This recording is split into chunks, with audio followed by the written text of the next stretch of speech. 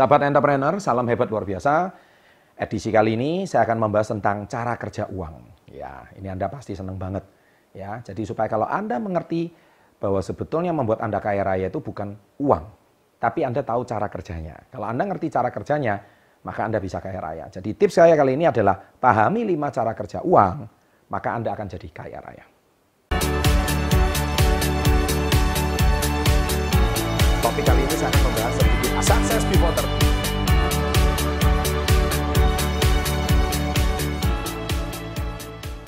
Yang pertama, uang jangan dikejar. Wih, apa ini maksudnya? Banyak orang seumur hidup mengejar uang terus. Saya katakan nggak salah sih.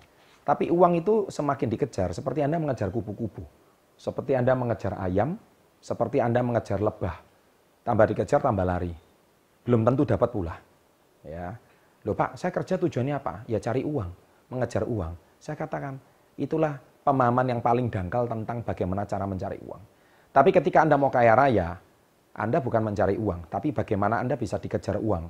Dan bagaimana Anda jangan mengejar uang. Ya, saya sudah bahas seringkali di video-video saya sebelumnya, termasuk di renungan.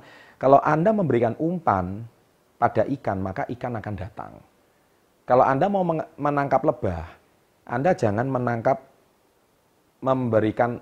mengejar lebahnya, tapi berikan bunga untuk dia di situ bisa menghasilkan berternak madu bahkan di sana. Ya, jadi Anda harus tahu bagaimana cara Anda bisa dikejar. Pahami, uang akan mendekati orang-orang yang punya value. Uang akan mendekati orang-orang yang punya nilai. Ingat sekali lagi, emas itu barang bernilai. Ya, jadi ketika ada nilai, maka uang akan lari kepada Anda yang bernilai. Nah, Anda ini pribadi yang bernilai enggak?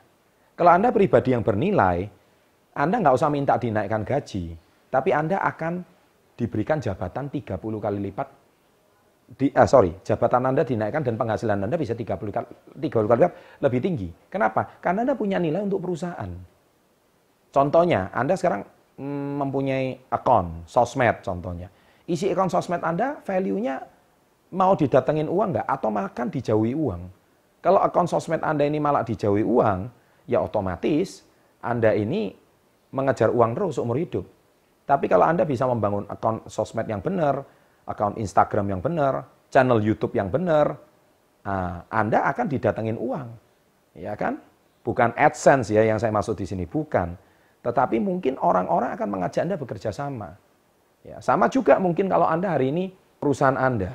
Kalau Anda hari ini seorang konsultan yang baik, Anda punya satu value yang baik, maka perusahaan-perusahaan yang akan menyewa Anda sebagai jasa konsultan. Entah konsultan pembukuannya mungkin sebagai akuntan, entah konsultan IT-nya mungkin sebagai konsultan IT. Ya kan? Atau mungkin Anda sebagai seorang dokter. Kenapa ada dokter laku, ada dokter nggak laku? Ya karena jawabannya satu, dokter yang satu punya value, yang satu nggak punya value. Kalau dokter yang punya value, dia pasti punya nilai tambah, kenapa pasiennya bisa rame. Dan sebagainya, dan sebagainya. Jadi punyalah value. Jadi kalau Anda, uang jangan dikejar. Kalau Anda punya value, justru Anda yang dikejar uang. Yang kedua, bukan berapa uang yang Anda hasilkan, tapi berapa yang Anda simpan. Nah, ini poin kedua. Ini sudah sering saya bahas di video-video saya sebelumnya. Ingat, berapa banyak gaji Anda tidak ada artinya. Kalau Anda punya gaji 10 juta, bulan ini langsung habis 10 juta. Nggak ada artinya.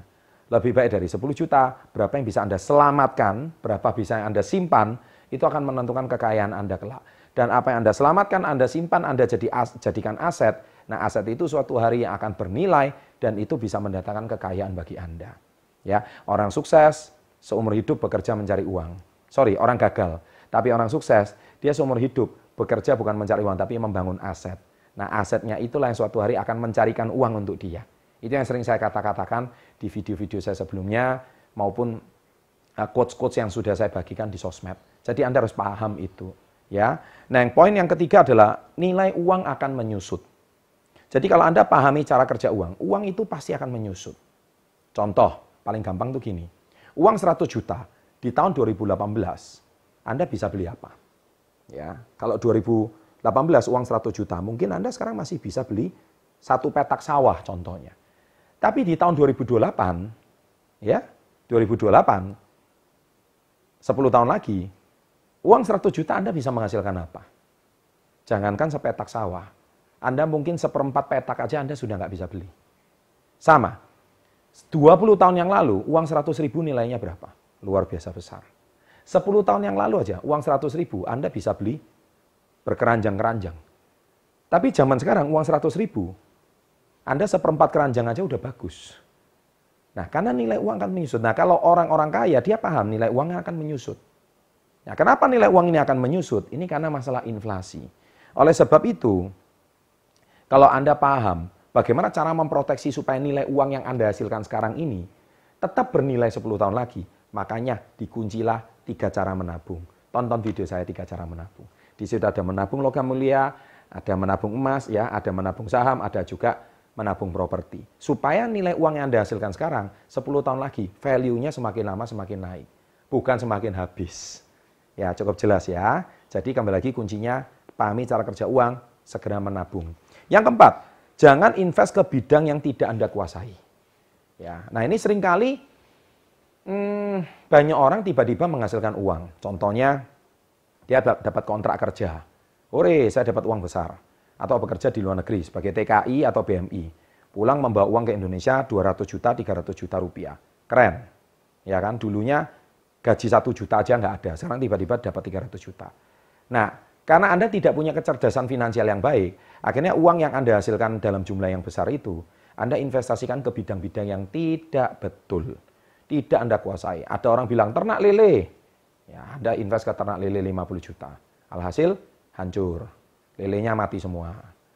Ternak ayam, Anda nggak kuasai bidang itu. Anda nggak punya pengalaman di bidang itu. Anda ternak ikut teman, ayamnya mati semua. Terus ayamnya dicuri orang, hilang. Ya kan? Kemudian apa lagi? Invest batu bara contohnya. Batu bara nilainya turun. Ternyata setelah investasi ada masalah izin. Akhirnya uang itu melayang. Akhirnya Anda stres. Sudah bekerja di luar negeri mungkin bertahun-tahun. Pulang menghasilkan uang 300 juta, akhirnya stres. Akhirnya apa? Karena stres, galau, bingung, akhirnya kembali lagi kerja di luar negeri. Nah ini seringkali kegalauan ini seperti itu. Nah kalau Anda tidak paham cara kerja uang, makanya lebih baik uang yang Anda hasilkan itu, tonton video saya, 3 cara menabung. Kecuali memang Anda menguasai bidang usahanya, kecuali. Ya contoh Anda memang punya bidang usaha kuliner contohnya, bisa buka tepot contohnya. Atau Anda misalkan pandai berjualan, ya, Anda menguasai produk yang Anda jual. Anda buka usaha facial contohnya. Banyak murid-murid saya buka usaha facial. Ya, buka usaha klinik kecantikan.